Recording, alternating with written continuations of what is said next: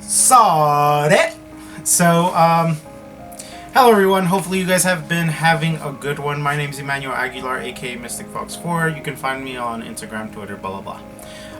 So recently on Instagram, I put up a little story asking some of the people that like my work if they would be interested in seeing a process video on how I actually make my illustrations, because I haven't actually made a process video and put it up on YouTube in a really long time. I wanted to share some of the stuff that I've learned and like the purpose of why I learned it and like why it's important, because before I didn't really have a very clear vision of like how to make a thing.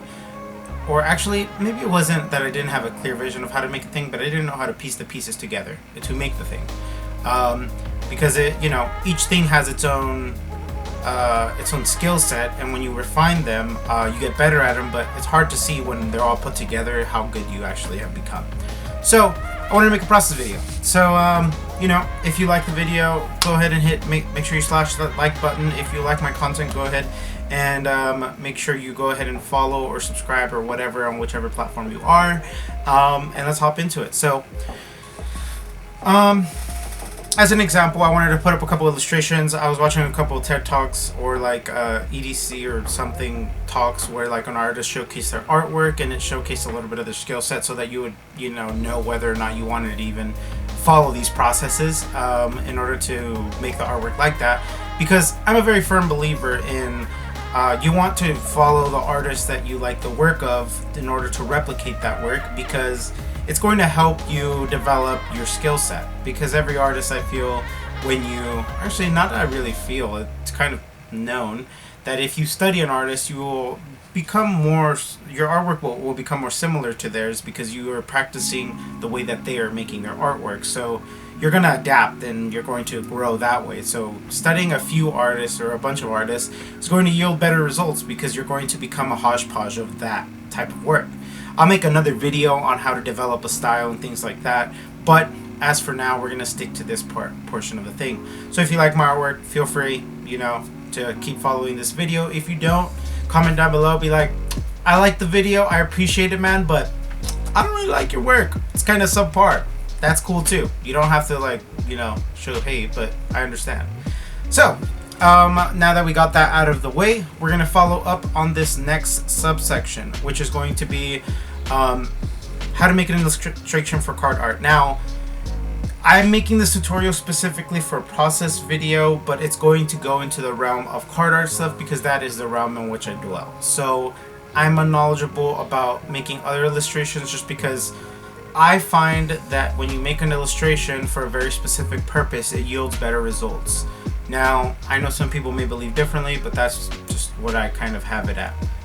Always try to double dip your artwork in different facets, but definitely something that I practiced recently was very specific purpose.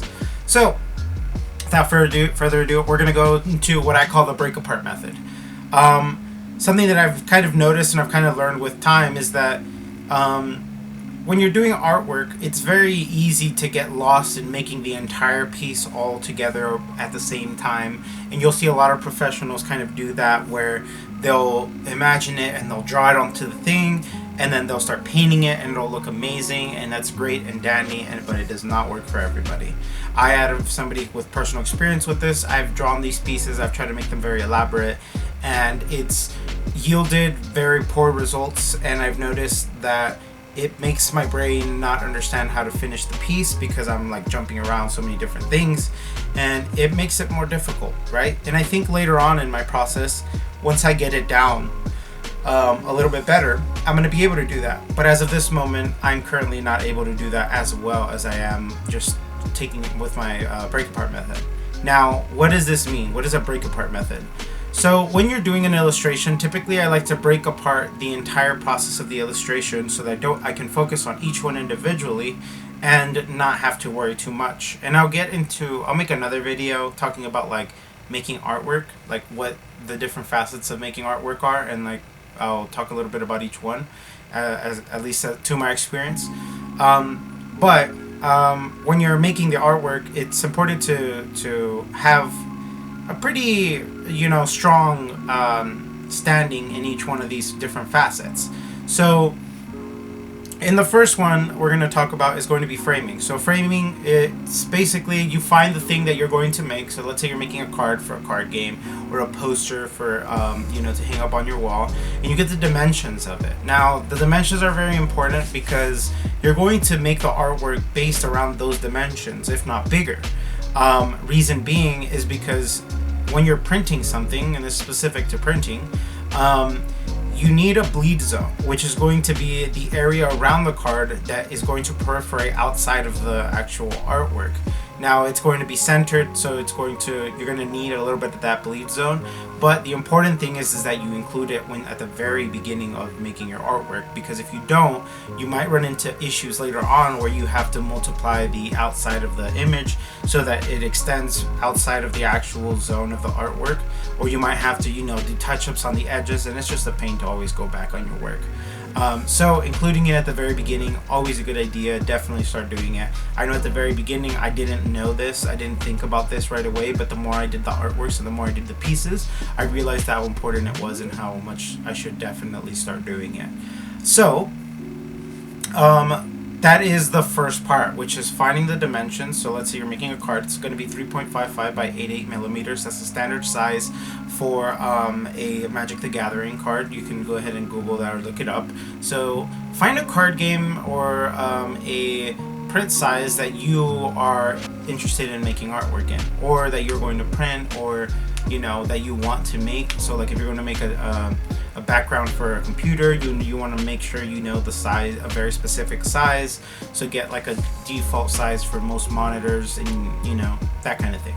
So get that down. Now you're going to make what are called thumbnails. So thumbnails are basically, for lack of a better term, very shitty sketches, right? They're things that you do in order to get your drawing or your piece kind of solidified more in your mind of like what you want to do. I can go ahead and throw up some examples of thumbnailing, but thumbnailing process is very difficult for me to explain because some people use very messy thumbnails while other people are very refined with how they do their thumbnails.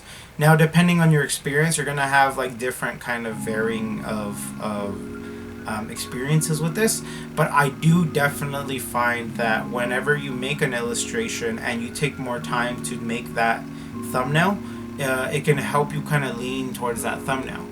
Now here's the important part about thumbnails that I find is very helpful, is it's nice to have a very clear idea of what it is you want to begin with. Now I've seen a lot of people do like 20 thumbnails of like one thing, of one illustration, and that's great, and then it helps you find the best solution for your artwork that you want in order to make the actual artwork. So you're investing a lot of time early on so that later on it's a lot simpler, it's very clear in what you want to do. But I have found through my experience that whenever I make an art piece, I already kind of have an idea of what I want. So if I want a character in the foreground and he's like, brr, and I have a very, like, I can picture it in my mind.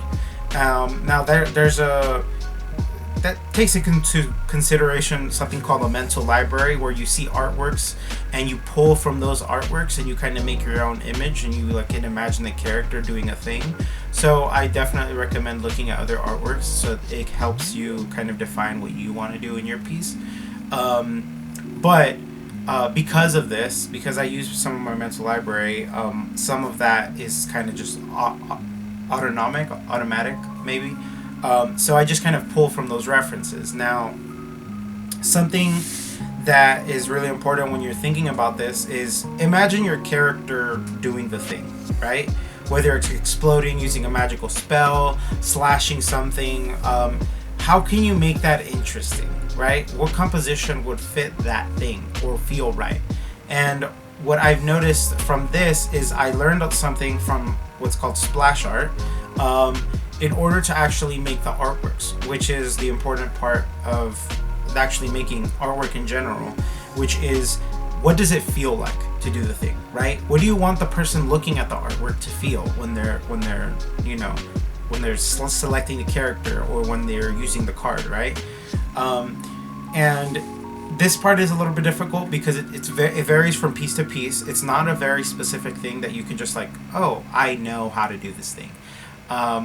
It's something you have to kind of feel through, and you know, one of the main purposes of making a bunch of thumbnails is you're putting the least amount of time in doing the execution and the most amount of time into composition, what the piece feels like from an outside perspective. So you're not really rendering, you're not doing any of that. You're really just focusing on the idea of the piece, right? So your drawings can be a little bit messier, you can clean them up. Like I said earlier, different professionals kind of focus on different areas of it. You know, some people, depending on your skill level, lean more on the drawing aspect than on the blocking in the characters, because their skill set allows them to be able to draw things a little bit cleaner so that they could focus on the idea and the execution, whereas in other people kind of focus a little bit more on the shapes and design of it, and they don't focus too much on the drawing aspect of it, which is great. Always, and that's an important note too, is always play to your strong suits, right? It's, people like to say like, oh yeah, you know, you want to study and like get good at everything so that you're good at it, right? But the important thing is when you're making an illustration, it's not, you know, don't think of it too much as practice, right? You're not practicing, you're making an artwork, right? You are a professional from the get-go, right? Important note here, I make artwork as though I am working with a company, right? I make artwork, I mean, it's artwork for me at the moment, but for the most part, I make artwork as though I'm putting out a product into the world that other people are going to enjoy. So I try to invest the most I can into that so that people can get that feeling that I get when I look at other people's artwork, or when I'm playing a card, and you know, that feeling you get when you get frustrated and then you remember that artwork, right? It's very iconic to you. So definitely, you know, kind of consider that if you're doing card art. If you're doing other illustrations, there's different facets that kind of follow that. Like in splash art, like I said, the whole feeling thing of like what people feel when they look at that artwork, whether you want them to feel badass, you want them to feel like very powerful, you want them to feel intelligent, you know, you kind of want to play around that, right? Like what character pose can I use that makes this character feel very intelligent, powerful, very fast, very, you know, a keen type of character, right? And also like what facilitates that, like what would the character be wearing in their garments and things like that. It's different things that influence them. In card art illustration, you do take facets of that, but I have noticed that for me personally, I like the very flashy looking stuff, right? I like the idea of holographic things on cards, so I take into consideration, like, if I did make this card into a holographic card, what would be the holographic part of the card, or what would be the foil part of the card, and things like that. And that's definitely something you can start to think about at the stage of the sketching, because it's going to make everything else easier, right? So that is thumbnailing. And so I'll show a couple of different thumbnails in a second. I'm going to pop in a couple on my screen here. So I have my tablet here in front of me, and I'm kind of just clicking through the layers. You're probably going to be able to see it in the video. And so basically thumbnailing is like you would get your 4 squares, right? I made the thing look a little bit prettier just so that you as a viewer can enjoy it, but you don't have to put the little things. You can just have like little rectangles. And then you go ahead and you start sketching out your kind of concept on like what you want to do on the character, right? Mine looks, like I said, I already went through this phase because I wanted to explain it more than kind of doing the artwork and doing it, because I've learned about processes and it's fascinated me. So at the beginning, you know, you don't even have to do this. Like, you just bare bones, you do the drawing of the character and like how you kind of want them.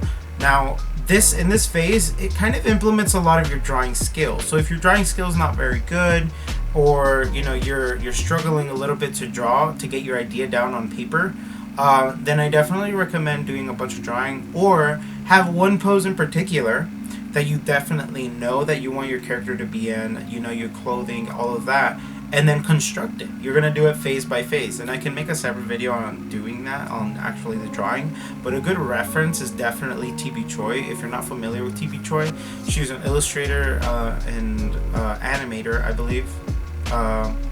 Her character designer, something like that. I'll go ahead and link that in the thing. You can definitely see her classes online, but her artwork is very good, and she teaches basically constructing, right? She teaches you how to make the character, how to make it more expressive, and different facets of the character that are important when actually making the drawing, right? She takes a lot of fundamental basis from like her stuff, so from, you know, her art school experience and probably a bunch of other different facets, but understanding how to draw something and how to take things apart in a way where you can construct them is very important as an artist, right?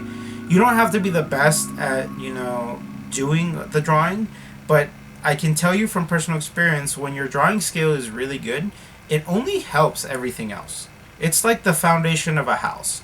If your foundation of your house is really strong, then everything that you put on top of that is going to look great no matter how you frame it. But definitely have an artist that you like how they draw, and learn from them, because if you have that base, then you can study it and understand it, and then once you understand it and you're good at it and you can execute that, you start to open up, broaden your horizons, and you can now do more, right? You can play with it more. So these are a few sketches that I have made.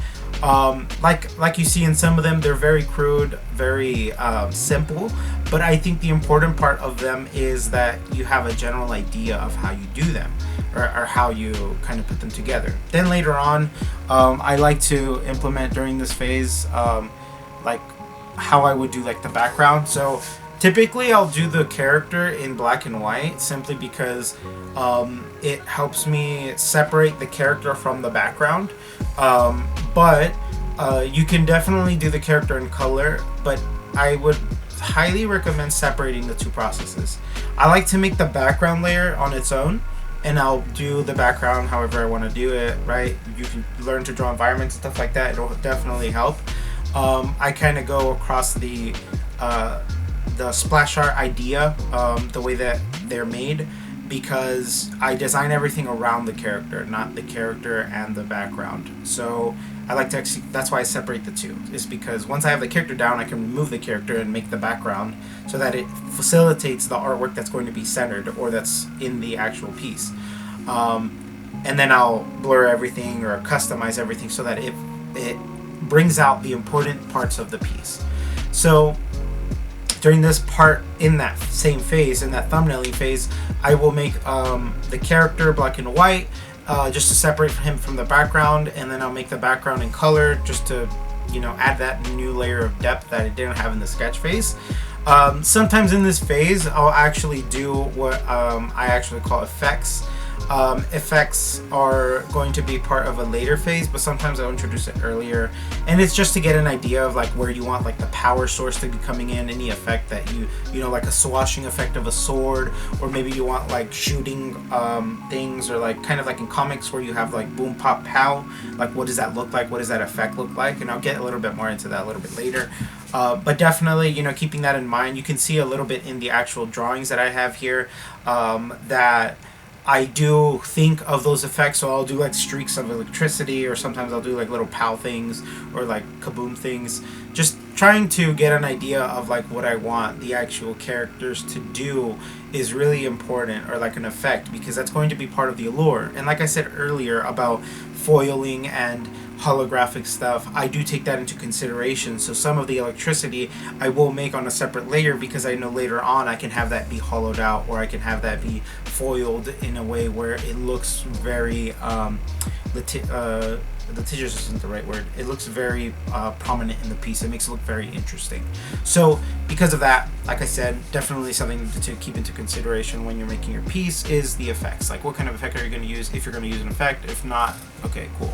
So next part of this process is going to be flats and effects. So I have a little image here on the side that's basically that, right? So a little bit earlier I talked about effects and like how to do that, but before I get into that, I'm going to talk a little bit about flats, because flats are really important.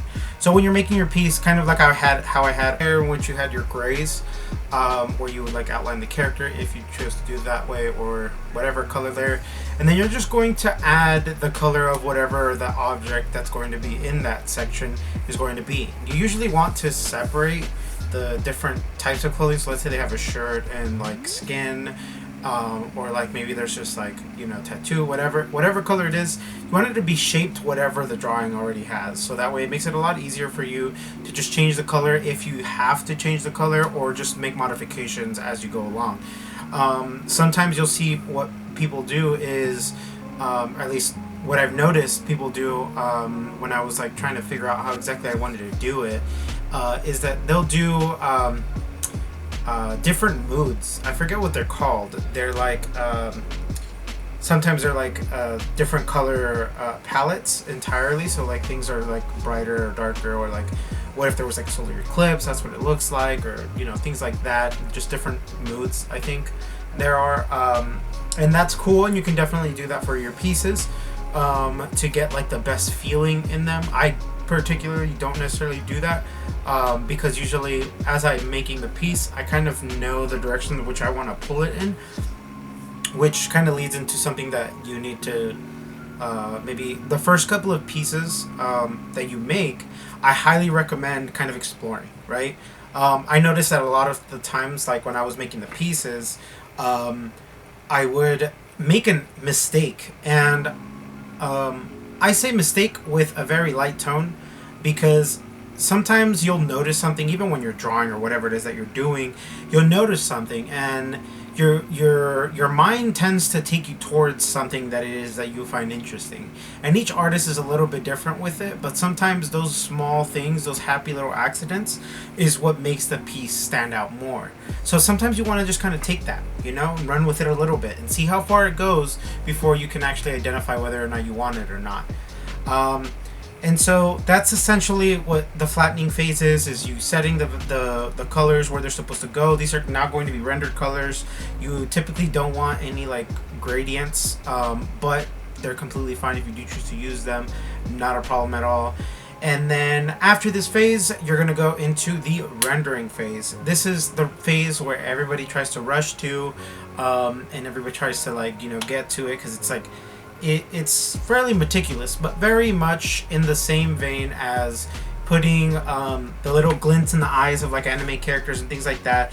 It's kind of the phase that is the easiest to mess up, or quote mess up, you know, it's hard, so like it's hard to mess up, but it's the easiest phase to try to rush to get to that part, because that's the fun part, because you're painting, and it's also, like I said, the easiest part to kind of make the illustration look the least interesting. Because sometimes what ends up happening is you'll get to that phase where you're rendering, and then you'll render it out, and then you realize after you render it out, at least in my experience, that it just doesn't look right. Like something about it doesn't feel right.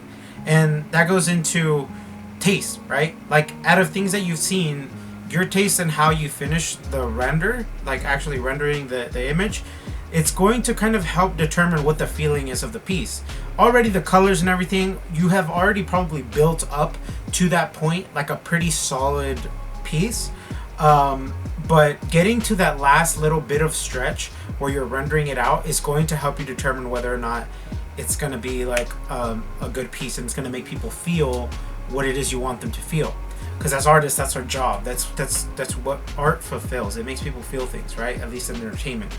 And so because of this, right, you kind of want to render it just a little bit, and then step back, look at it from far away. Like depending on how fast you are, some people are slower, some people are faster. I typically will spend like 30-45 minutes, and then I'll save the image as a PNG, like a final saved image, and then I'll put it up on my main monitor. And then what that helps me do is it solidifies, is this a good piece because of execution, or is it a good piece because it makes me feel something? And almost 9 times out of 10, because of the way that I structured it earlier, where you make the thumbnail and all of that, I'm satisfied with the piece. I usually like it by that point. But if something about the piece is just not vibing with me, it's the colors or something, I can always go back. Which is, it brings me into this next part, which is layering, and like how you actually layer it, which I didn't make into into one of the steps or phases from the break apart method.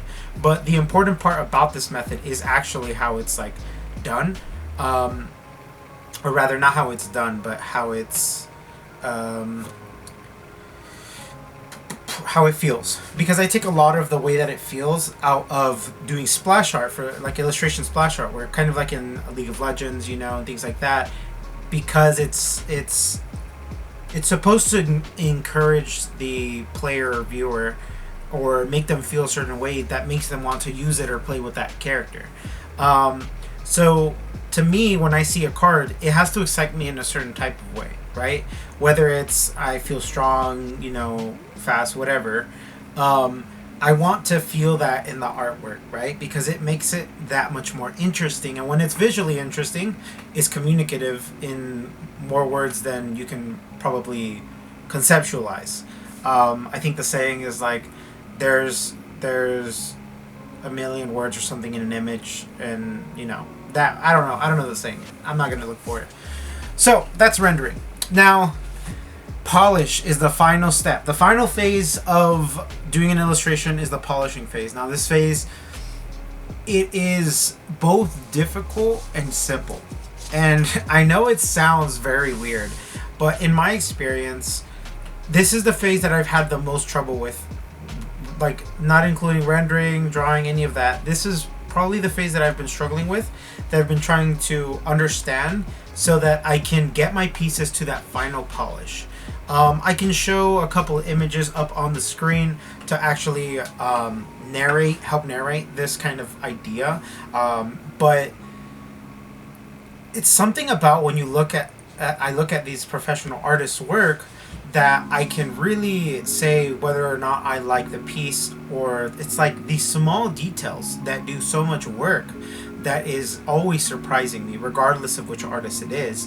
But I've noticed that that final polish is always looks meticulous, right? So like it could be as simple as making a texture, or having a texture on a certain surface that makes it look very realistic. It could be an effect that you used earlier that has like an added little render to it that makes it look really cool.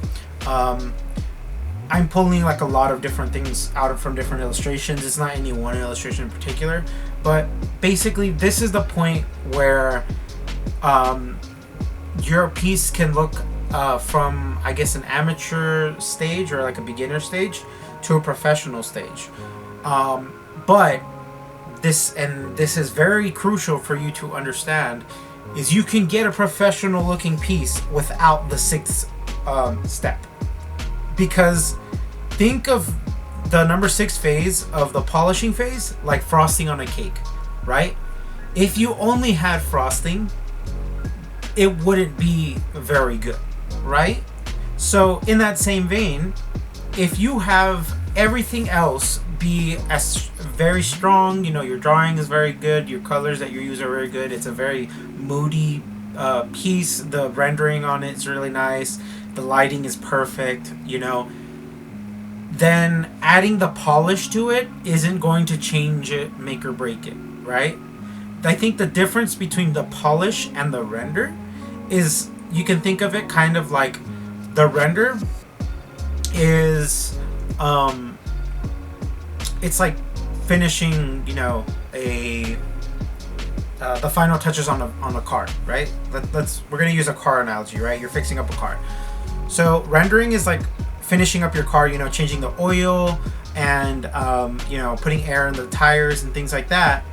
But the polish is waxing the outside, right? It's putting the car polish onto the vehicle, right? It's that last little bit that is going to push it from looking finished to, or from feeling finished to looking finished, you know? And that is very, very difficult to do.